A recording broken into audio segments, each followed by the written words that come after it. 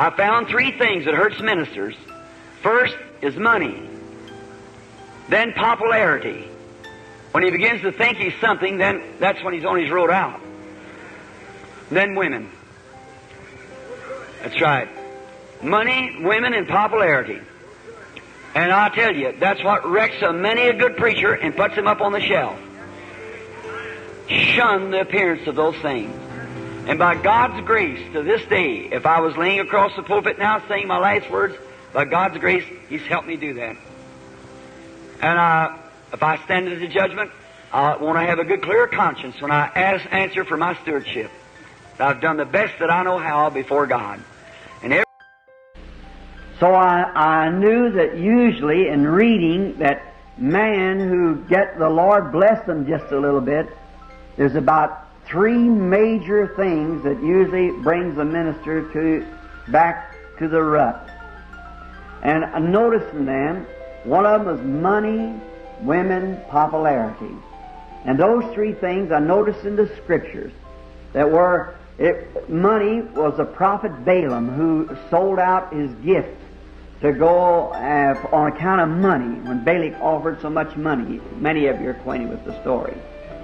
To Samson, it was Delilah, the woman, who wooed him in her lap until he gave away the secrets of the Lord to her.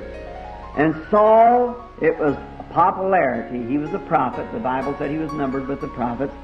And through popularity, he wanted to be big and above someone else. He fell by this. And this is the three major causes that I see in the Bible that cause man to fall. And I asked our Heavenly Father to please let me shun at all times those things, especially those three major things.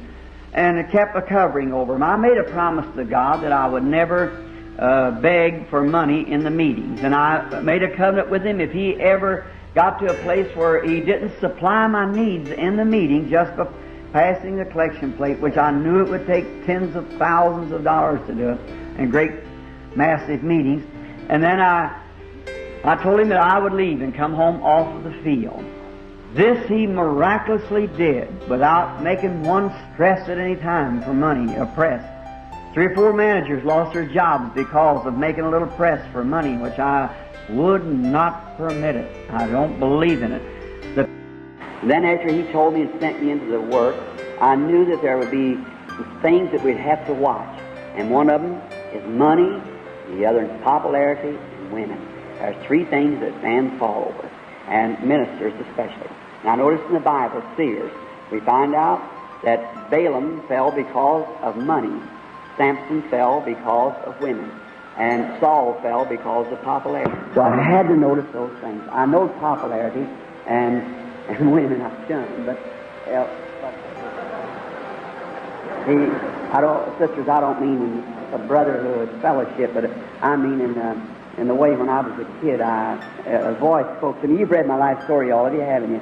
When He told me never smoke, drink, or defile my body. Well, I kept reverence, and I wasn't much afraid of that but the test of money, that was the thing that bothered me.